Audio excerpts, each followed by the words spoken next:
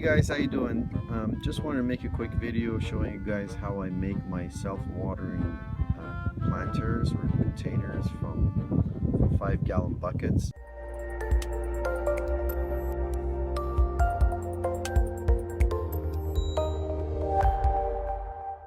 They're not fully self-watering yet, but I want to show you how you can actually make them. These are food grade 5-gallon buckets which I picked up at a restaurant. I looked up on Kijiji where I could get these, and so I actually picked them up for $1.50 for the buckets, and if I wanted to pay an extra 50 cents I could get the lid, but I didn't really need the lids for them. These are usually about $3 to $5 at any chain store like the Home Depot and Lowe's, so that's a pretty good price considering that they are food grade, so you don't have to worry about too much about any form of toxins that may leach out of a non-food grade bucket.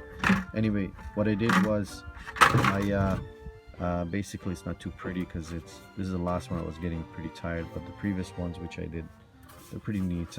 Anyway, what I did was I drilled 4 1/4-inch holes all around here.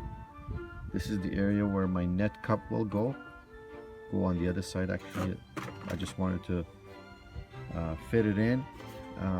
What you can do is measure your net cup and mark around it, and then just make 4 big holes here, and either with a circular saw or X-Acto knife you can cut around it, and this thing will just fit right through it. You're gonna have to put it from the other side.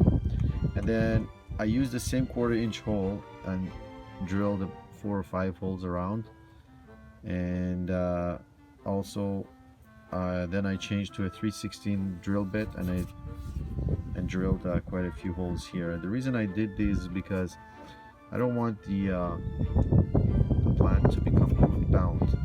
So once it fills up this bucket, the roots from the plant will kind of slip through these holes.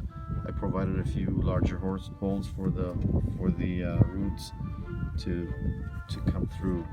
And then what I'll do is now I put it into another bucket. It's just like so, and my net cup, I will provide a link below this video where you can purchase these net cups for a very good price. And what I'll do is I pack this up with either peat moss or seed starters. You can fill it up with a special sea compost which I have, which is known to retain water, and that will just it will soak up the water from the reservoir underneath, and then it will soak it up and provide it to the soil at the top. Also, the roots of the plant can actually find its way down into the lower bucket. Now, the next thing you need to do is, once I did that, I put the top container right on top of the second one, and I found where the bottom of the first container is, and as you can see, if you hold it right in front of the sunlight, you can see a line here.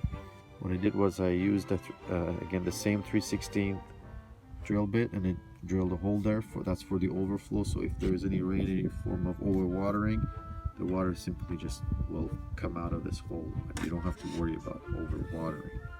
So that's about it. The next thing which I can do is basically get a PEX or a PVC pipe, create a hole here for maybe an inch. We'll get an inch PVC pipe and basically run it through down to the reservoir, and so I can just water it from the top and not, right through the pipe, and not from the top.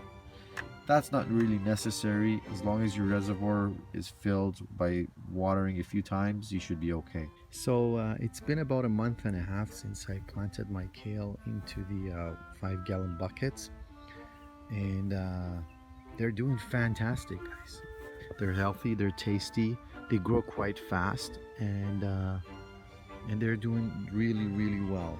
The pak choy is also doing really well. I planted 2 of them in 1 5-gallon bucket, and they don't mind to be close to each other at all. I'm sure if they get a little bit larger, they're gonna have they're going to be fighting for nutrients, and they're going to be fighting for space. Although I'm a little bit less worried about nutrients, and I'll tell you why. And these guys are just doing marvelous.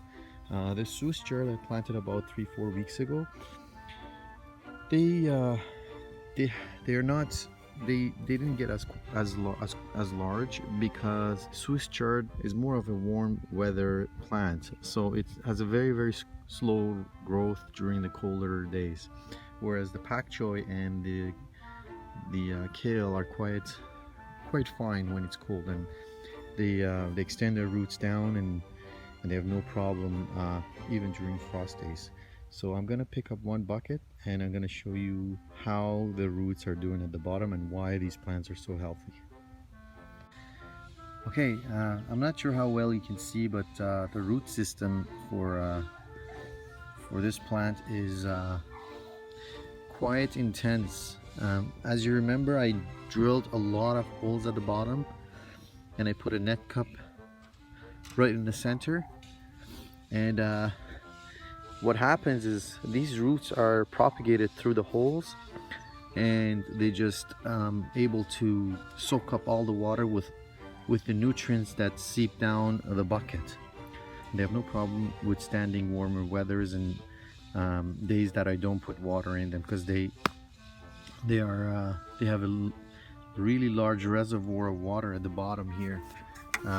The water is the compost and the organic fertilizer and the rock dust and everything else that I put, that goes down the bucket and into the reservoir here, and these guys are just doing marvelous.